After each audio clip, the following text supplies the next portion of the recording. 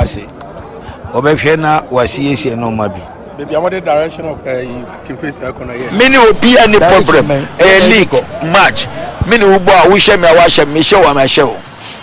eno entime mfa a time ba omunjai maybe pe aguru say beka say me beka say me hye kotoko na me ko relegation ma jimi enye ska na media team no omunjui hu say great Ashanti no ho Dynamos no ho Highlanders no Play Stars no ho Kuma Pim no ho Adensman no ho say aka King Faisal Ashgood so no call relegation into say omudwin ubetina efie woni never bibis two so one abeboa will Zubairu get his hat trick and Zubairu gets his hat trick. Oh boy, what an afternoon for Zubairu Ibrahim. He hits 3 passes Asante Kotoko. Rivalries do not come this big. It's the massive game. The two teams won their opening games and the two teams are very determined to win today's game. The fans are here in their numbers on your screen at the moment. Fans of Asante Kotoko very, very buoyant indeed and confident that their team would. Michael Akuvi, the captain of the side, and looks for Yaya Mohammed. Say the bounce with a strike here. Oh, the Say the bounce is up in the scoring for Asante Kotoko. After 29 minutes, Say the bounce has scored the first goal for the Opoku Warriors. Asante Kotoko. There was a well-rehearsed move between him and Yaya Mohammed. And Teteluga had absolutely no answer. It's all joy and merriment in the stands. Such ecstasy in the stands. And Seydou Bansi would forever savor this moment. And the Opoku Warriors have their noses in front. We see the strike again.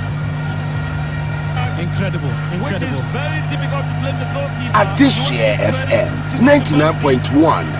Yaya Mohammed blocked well, gave him the return pass.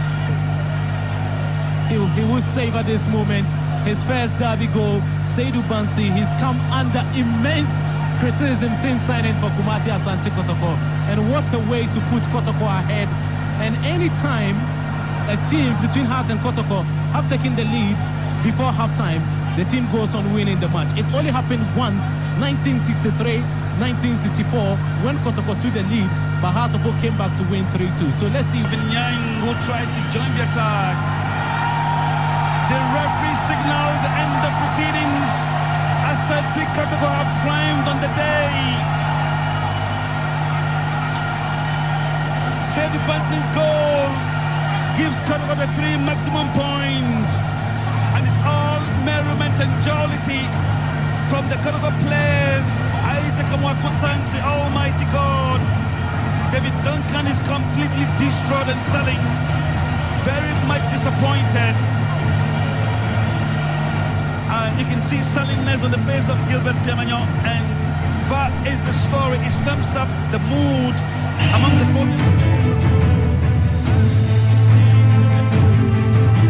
The fans believe that this is a top liner as the two teams walk out of the tunnel. And a great game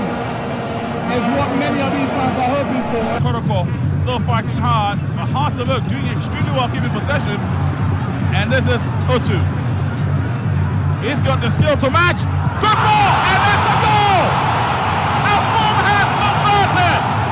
And the fans have gone mad! Well, what a goal, Chris! You've got to hand it to him. Yes, 520 Sports Live on ADEHYE 99.1 FM. Yatanase. Yeraguri honsem ena ebe fiti samra kopim se nonsia ebebo ena yebe sorye edi Afriyie dwumadie no eso na yakọ Accra 100.5 akofanu nshaka siere nso etimi ba na yɛtena asisi asra de bia medi kan e ka kyerɛ no interviews outdoor FM exclusives FM baby also yɛto gya nso na yɛato de akona nyimire nso yɛba na afei yɛba de din kɔmɔ akra House of Folk NCC no the National Chapters Committee press conference na meba do bon nsɛm bi ama watie meba do bon nsɛm bi ama watie vat ɛna mire betin komo yie pa tirie na be nyam so be join show ne live o Facebook na be nyam so be join show ne live o Facebook na ɛna meka asɛm bi akyerɛ nipa bi mo what you say House of Folk team no in fact supporters no House of Folk supporters no ene me ba be ball nsɛm ni bi ama watie nsɛm ɛkɔ so ɛwɔ House of Folk supporters amu wiase nyinaa no ene mu leader Yera Elvis Hesi Heman Jr ene ne executive members ne kɔtena ase but omo no mo da House of Folk supporters ni nyinaa ano nti NCC chairman National Chapters Committee chairman Mutibre kese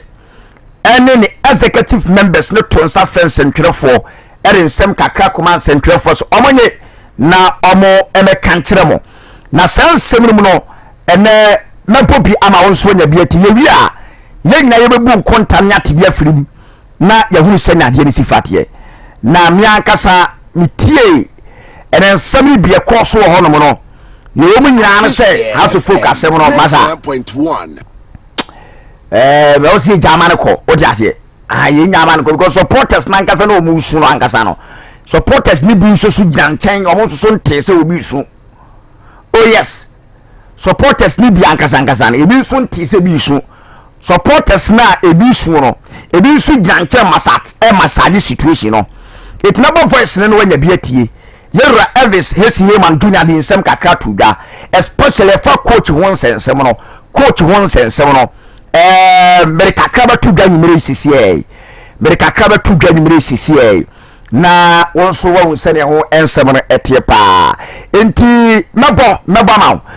ma Claudia na Santini president Matete Leicester group no menimi ya kwabro usu ansa simple man ya tenase 520 sports ne ebreo Mr Edmond Opoku Afriyie super agent etechiri duro usu bafo etechiri Marcus Boatin ekutemo trapetimo on social media na obi anset makabina Louis Opoku kranche enso etamachi a 520 sports ne eba enti meba ya bon sebana mo wati House of Folk NCC no supporters no leadership one more edi House of Folk supporters them the dominant no already sembi aba betudwa ba mi tie nsem na din na munu say House of Folk NCC leadership no I was say wo mo ye up and doing yes also mo sorry no mo ye adwuma mi tie nsem na me be bon nsem ni bi na so atie also mo ye adwuma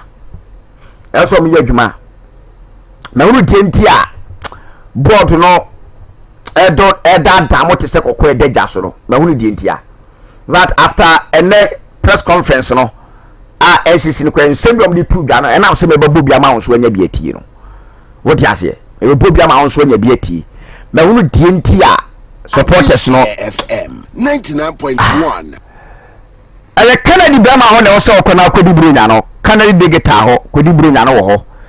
ko ankeka ho ne kodi brunya pe television papa boda ma kwada na nhwe oba na nhwe wakodu nku ya nhwe uwi amani decoder papa fa sase sa ne man sound system na enumum Kennedy digital what the quality of my appliances aba no one any ye quality Kennedy digital light fufu panting machine je Kennedy wo yo keto okese woman nfe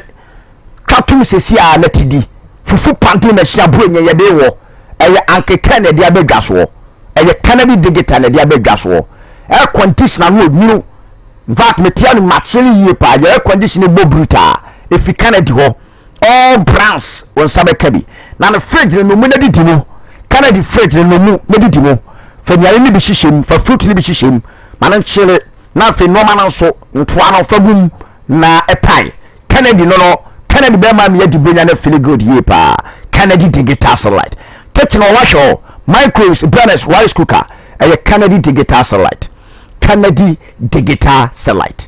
Kennedy digital satellite anke kebe ma no but dia so be remu horo na afi kwaje quality home appliances me pacha wo pre standing fan ceiling fan ayo buso and which is washing machine papa Kennedy digital remu se sie e wo champare yakra me kwaje oko patasi atoma house a anke kebe ma butuo family plaza first floor Kumasi adum Kennedy na wo no no me bia home appliances na de ayi so anko Kennedy wo promo daso discount daso buenye watete so in fact discount ni promo daso ewe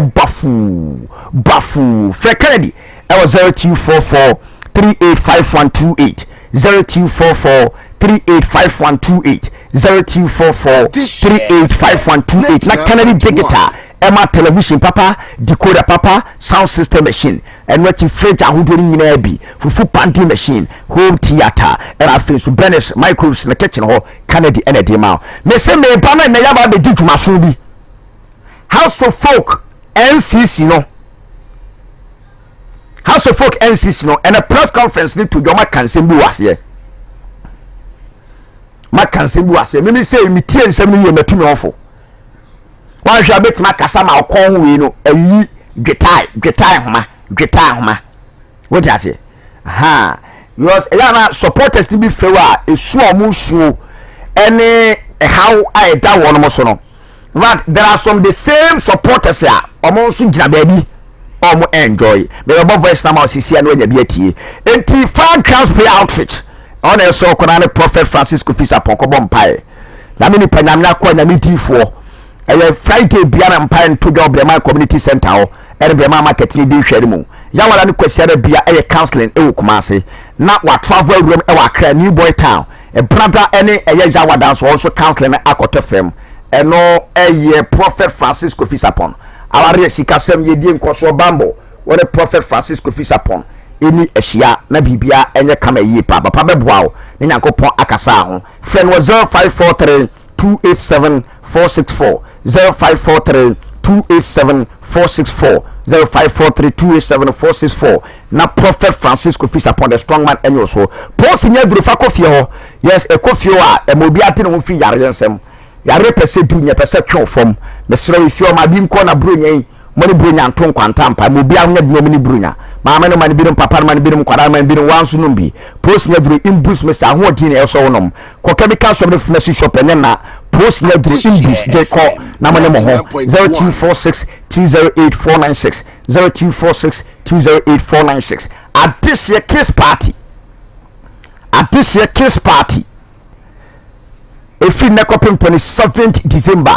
at this year to party aman kwada o mani bi mobroba form nam kwa ho it is say ya biane mpaboa atare sika fafa ho men so 0598 586 698 0598 586 698 na adeshe kiss party no fa ohun edom na bibia enye kama now yenko ensem so na yemfa ensem no emra wunya enjeni ya wo so dwene ayekuma mateshe 99.1 FM ateshe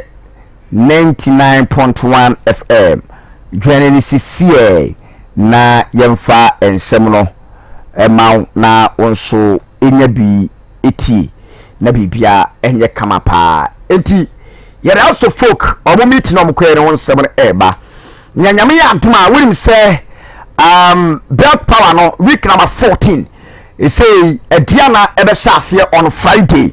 when it became United and ebebo na ne Saturday Nations FC and have to folk abo e Dr. Kwame Chase Sports Stadium after Sunday games out on better FM Great Olympics na Sante Kotoko e Kumasi Baba Sports Stadium also sa game ni ebe to dwa e ho Olympics and games na aba Kumasi into obo home against Asante Kotoko e Kumasi Baba Sports Stadium Bibiani Gold Stars and FC Summer Test 1996 coach Mayanga e bought the first game Edama Gold Stars Real Tamale United ni breakum Chelsea game no and also Eluma Sports Stadium ho and also 3 p.m. on Sunday Bepega Bofa Kwatano and Legon Cities e todwa e wo eye Dew Ngofluency atwoma so bofo real time game no dia ben Legon Cities pa Dew only Legon Cities and ebebo and Accra Lions and in Swaterman game no Wafa Park and nso betudwa Heart of Lions ne Mediama ya postpone game no Mediama representing in Africa Carolina Dreams ya postpone and nso mo representing in Africa Itiano wa share nso na House of Folk game no Wali Nations Saturday 3 p.m. ewo Abrankese na Kotoko and Olympics no Sunday Kumasi Babea Rasports MTNF Camp no Nyankopon atuma na ne tie se echena and a draw FM Premier League clubs are advance ye no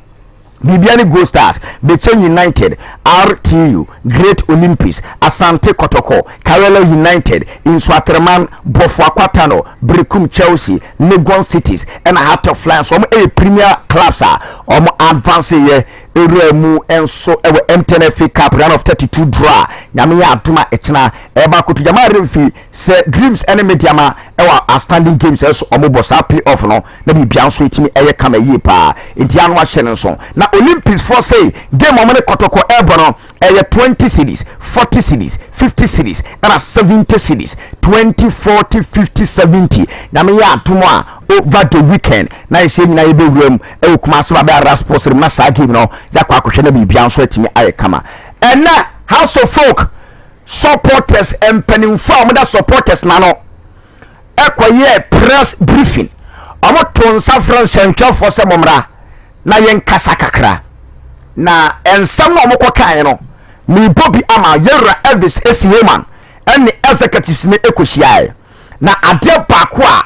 na eye very important for press conference na se no omo address coaching issues 99.1 coach won sensem no supporters amusu mu pe coach ene mu pe coach etena mu temusu no mu tibrekese mo head mo boss mo director eyera Elvis Hesieman Jr. and only the executives no ekotena na nsem wey enomdi tuga efa mu coach ho ensensem. We should do due diligence. We don't want to bring a coach today and tomorrow there's trouble. We don't want to bring a coach today and in 3 months' time the coach is leaving the club. So currently we are effectively collaborating with the board and the management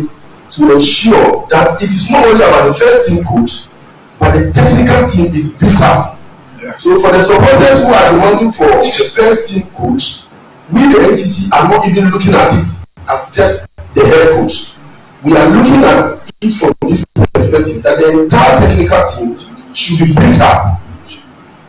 So we are appealing to the supporters that they should give us a bit of time.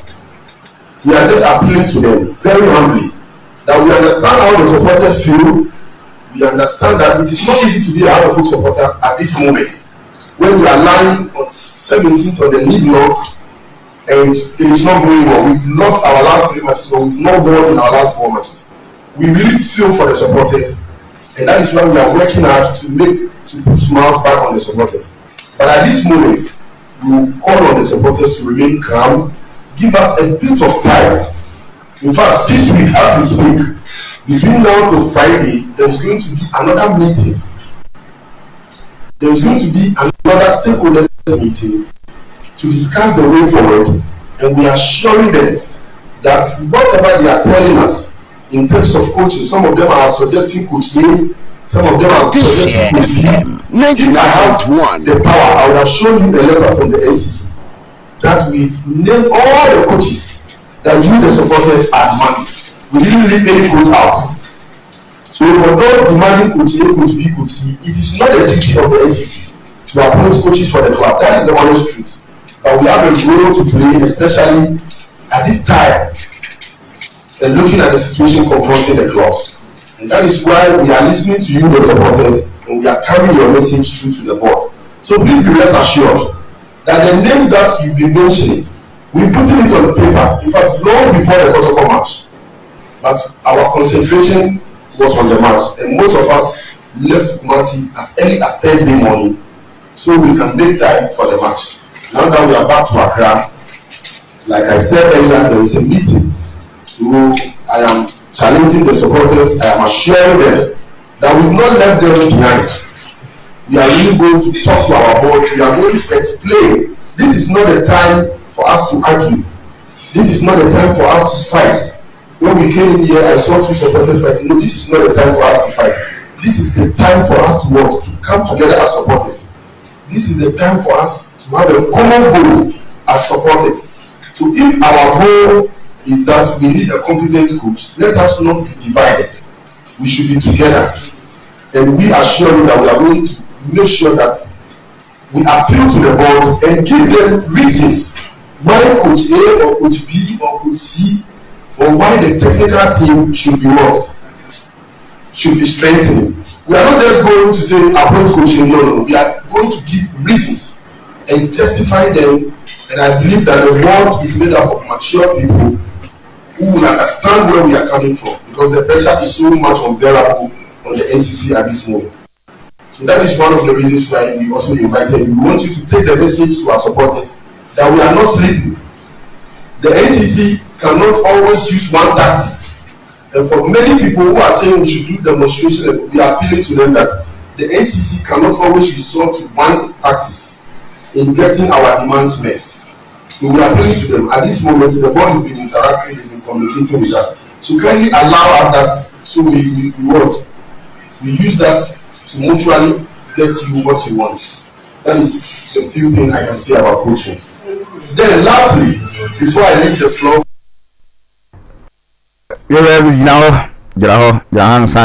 or the last one aba.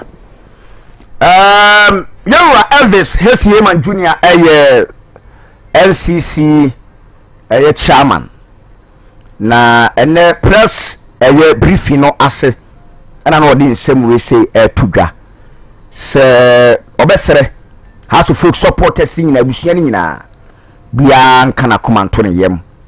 emre we a yewemi emre mo den ogitum na obesere se munya atwe monko atwe mu kakra na mo massage situation no na senya mo kase munya head coach no omo supporters ni mpanimfo a wo da no yewura FCC ma ne executives ne kra de enye head coach kra na omo dwene ho ne wo mo dwene say in fact the entire technical department, coach, assistant, goalkeepers trainer na ade nyina no e wo so omo hwe na omo yirim na omo team na bibia eye kama nti mu amo kase mu de head coach nda bi omo de enye no kwa omo dwen boro saa omo hia coach a just wo ba che say assistant no nyina nso no eye strong eno achi e na osan e chirim se mo besere enyemra wo se mo kontokwani mo nyina mo na adwen ba ko ne akoma ba ko na mo fight for nya eda monisuo no oba behwie e na o chirim ese na me nie nyankopon ya adom kura Friday wo mo edesan mpanimfo ahia biu na meeting no asa akoto fam eno achi e na wo se chirim se ne wo mu nyina ne se coach samabobo din nyina no e wono mu atwere won din agu nkrata so a chese nyame ya adom mu kuhia mpanimfo a omo ekọ na makwa akoma reasons de ntia wo se mpanimfo fa sa coach suwe mo nti dia wodo a House of Folk supporters na mo bro so coach sa wodo am de won din tudwa nyina no according to my boss mo chairman Elvis Hesieman Jr. ese no kure wa kuche se din nyina gu nkrata so a chese nyame ya adom mo de se din no ekwa akoto mpanimfo anim se mpanimfo nhwe na omo consider na omo mpikibu baako na bibia nso enye kama eno achi oba bewie ena na osa to aso a ochirim ese ne tie nyina ne se dwumadie bia board ni dibia no wo mo involve omo NCC fo no omo de wonom eka ho a chese bibia no ekoso wo honom a yenyi wonom asutere etini ekoso wo honom bia no yeyi wonom asutere a omo nso eya awe etimunya entoboase emfa entwen kosi se emrepem ombeyi on coach no eti amamu na osewate se supporters ni bi kwakoye demonstration obesere demonstration no na ma monko adwebreo mon fancy ba bi ye wona na munyina monko so enga atwiem na bibia enye fine enti ensamwa House of Folk National Chapters Committee omutibre kese Elvis Hesieman Jr. de tu gwa coaching won sensema musu no ena masante bema menso eja machichiri mu kama ede aba yanyankasa ye kasa yi mu timgidi se brofo na ye waso huwa we de me de aba fompa na enumere yura Elvis Hesieman asemi wakani mprinu board na de bi omu ye bi omu involve ye bob na de bi omu na omu involve ma o kan de na kire board no so omu involve ma ade bi aboard no ye no omu involve ma mo ka de na kire wo no mo eno si no mo board no pen for be come come say yes amasa in fact no kure pay wo ni say Paris Saint-Germain for supporters ni ja na ma kwan o Paris Saint-Germain for supporters ni ja na ma kwan na nya kan da o Paris Saint-Germain supporters wo mu ja yo Messi kwan na nya kan da ba sa so folk ayi NCC leadership no da bi adman de to be honest with you me say so dey o mu involve me to say na mo kana mo so mo ka de mo ade na mo so ka because house of folk head coach call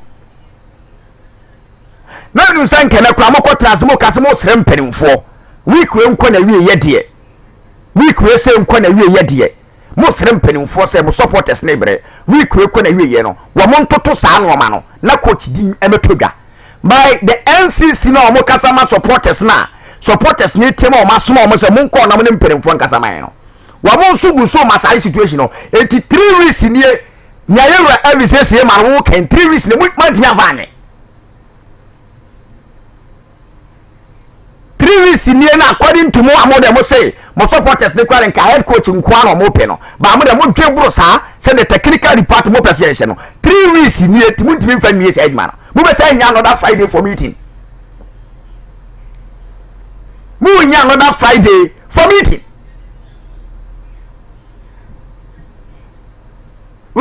any business assembly near can you be a human being will be near cano a football club assembly near can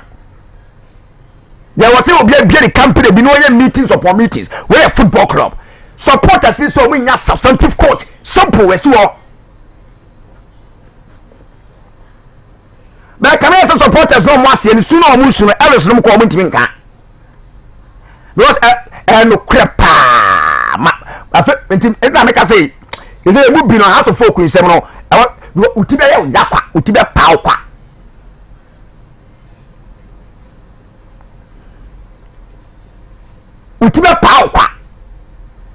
and Elvis me na ya happy with the results house of folk nyan penia Elvis no mo ken omo ya happy with the results house of folk edi be omo ya happy because about to for 3 weeks for 1 month Muslim massage na this kind of resource and eba na mo sister na yensama mo Friday for another meeting na mo kwa mo empanifo mo de no 83 weeks no Elvis any house of folk NCC no executives no 3 weeks mo dwan fan prepare coaches na makana van go mo tinya van go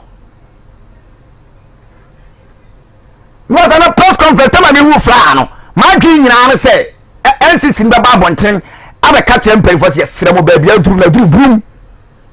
boom to the stance of supporters crowd perform a demonstration eti yampen for yes remo and na Tuesday who be Friday Saturday hodie yes remo munhwem na nyamanya no mo ne nkasa no mfa na mra but NCC na ne supporters ni so kire no ne supporters na etiem no say wa mo nso so nyina so ne mpanimfo na agene se mo massage situation no etimo kwa how many months mo enen kan na sam ni tudwa say mo mpanimfo na catch so mbenya 3 months etimo ma 3 na supporters ni nyasu na supporters no say no obi kwa na obi ba don ne samates on ko dwen ne 3 months ne so anu aba because our biggest problem is ade no ba mo ya soma mo ko ono mo no mo ya liaison officers no mo ya the link up between the masses every time of the board of directors no say mo ko am so yes amasa na mo ye no yes amasa na masa football club is supported there there's a fact football club is supported there it is there na as a board no na as a NCC nipa be say minimum say we say 15 or say 10 no na NCC na board be say 9 bit ho na mo di nipa be say 5 million akomedi agro bi su tiem nipa 5 million say je pe kwaku mensa eti kwaku mensa say na have smoking o say kwaku mensa mo nka kwaku mensa ntromo na won me say mo do kan wa say na mo ka say na wo say mo beef up the technical department no mo nya na mra mo say ye kam 3 weeks nie mo say mo say nya Friday for another meeting. For another meeting. That's how we say as a career as a minimum amu ye bi say. Baby go stars. Say Michael say enko leave. We ko leave no 1 week. Ni announce ye thank you Michael. Ya announce ye just an hour. And ye say Ponte Mayanga. Ya Ponte Mayanga. Simba any Yanga omo bo classico ewa Tanzania. Yanga share Simba 5-1. Ye bole am si there be classico ulu suwa. It tells you segment ntimi ye. In fact especially ya ball 5 for sa. One goes na self flu. Ko eno mu ja wo mu coach ni kwa wo mu ja no. Within some week na mu eno ma Ponte or Jerry the coach Edna Betno. Ade na mon kwa de munya bosome num ba ko atwa mu de 5 months and appointee coach we su say nya bosome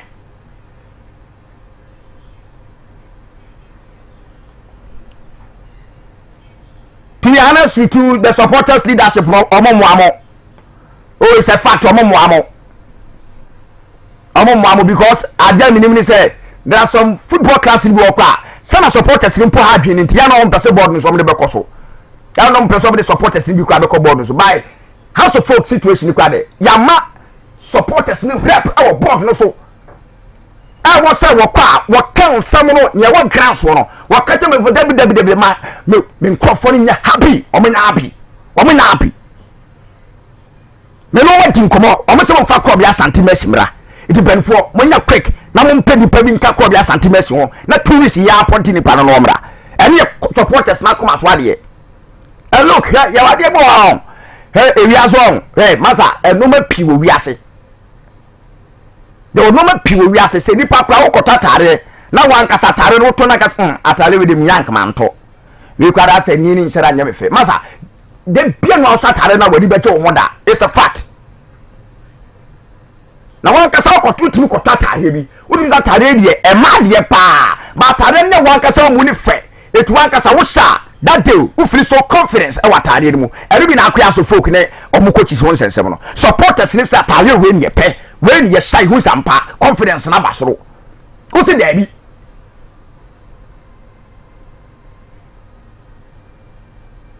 How so folk supporters will rep our board no so buy o ntimi nkasa. Tell the sense and come Friday mun meeting nti da na coach ni beba. Munya wa amant. And the problem is senka coach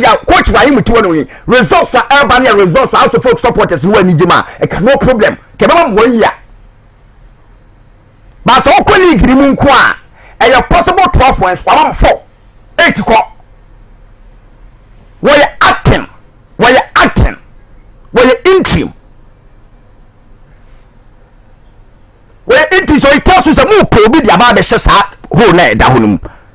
It is all ane na mon kwa de bia mu nya 1 month de bia mu nya 5 months mo de ne team na dia na so e de nkwa na so why the person coach bi mran favor man e de na so mo de no ho no. And supporters leaders we say you consult de bia mo ka de o mo consult na de na mo ka yes amasa no ma so ko come on Paris Saint-Germain ultras yo Maxi we bomb boss obi a obi ase. E no ma wanting asem ketwa ye qualify kwatrete no wo fi Paris kwa wa hu hwe supporters no wo come wa wintimi nyina yo Maxi supporters qualify kwatrete no nema do santo dina fo na ni gate echi ni pe buo nya asem ketwa wo gana ko Saudi Arabia kwa wa hu. It is supported Bienma winning football club diagram so no be call gentles a fact and then has to folk nkwa supported Bienma I say be any power na be support team bi na bia omo kan wo ka bi ba ye kan kwa fa so folk ni kotoko na be o makoma so a sa no ma so omo ntwema oda enti we leader na onya kwena ko represent one mo a ka wo ma dwere temperimfo no ho na mperimfo no hu ne ekoso wo grounds e ko massage situation e dey say on record Friday meeting beba Friday meeting beba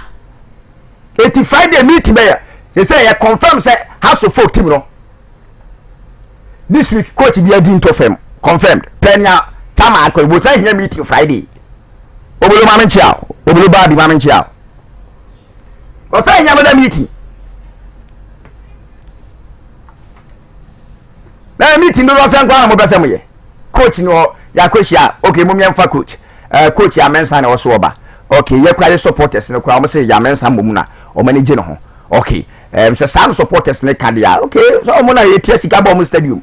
o mo no mba be true support no ndi so mo so mo pe ya mensa dia mo miampa nipa ba me wana mo fa ya mensa kwan wana ujiri se wo do mo ba ebeboa because your supporters need team mo frɛ se wana bra yes eti ye pese adwuma no ba befa okay ya mensa so mo ni kwasi buadu nkasa mo ni ya boat enkasa na ono makasa then o ma arrive adwuma no na ekro supporters na ni o mo so we no mo pe ye dia ba then no mo support ni tiachiri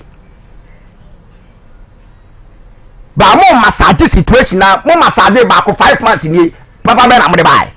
ya ma mo 5 months mo mfa mpe coach papa be o ba mo ma decent na woko ya ma mo 5 good months mo mfa mpe coach ni be duru ye just a week and a pre-season ya ma mo 5 months papa be na mo de bai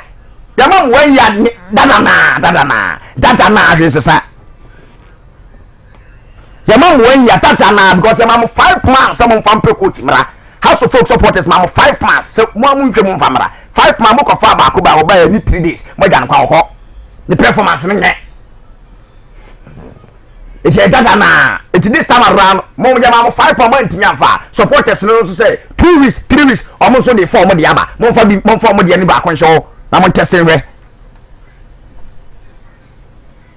Elvis wo come out no so now be agent yempe won ma mo kwa betina kasa betina bom na mo ko represent supporters no na o so mo hwe so mo ewe mo ma influences ni so na wo koye board member o I think say hono mbomu ni be fit to dance o be ye supporters ni cause enko for supporters leadership maza board who mo atowirem hwe